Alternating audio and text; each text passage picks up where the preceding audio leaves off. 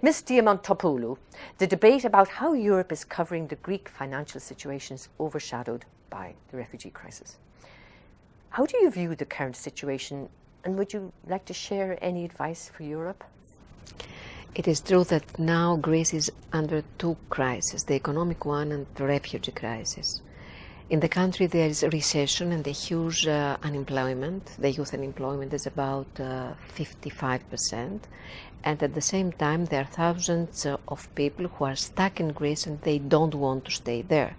So what's your winning strategy for Greece? First of all, the Greek government, whatever it is, it has to have the ownership of the reforms. It must be its own plan, not a European, not a German. It must be a Greek plan. The second issue is an effective management of the debt, which is a big issue. And the third issue is a growth plan with the priority of attracting investments. Could you please now sum up your first months as a Weizsäcker Fellow?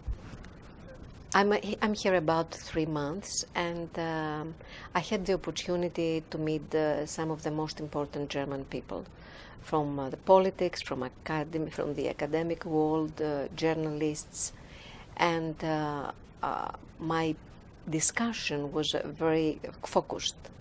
I would like to understand how the German people and the German political system work with the reforms.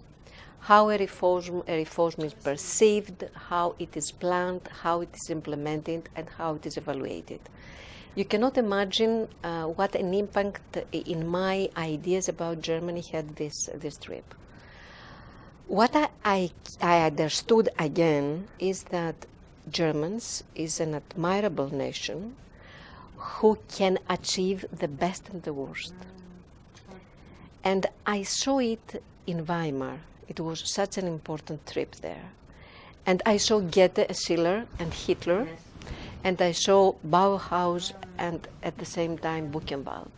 So in a small city, you can see history and achievements in both areas, in the best things in the world and the worst things in the world.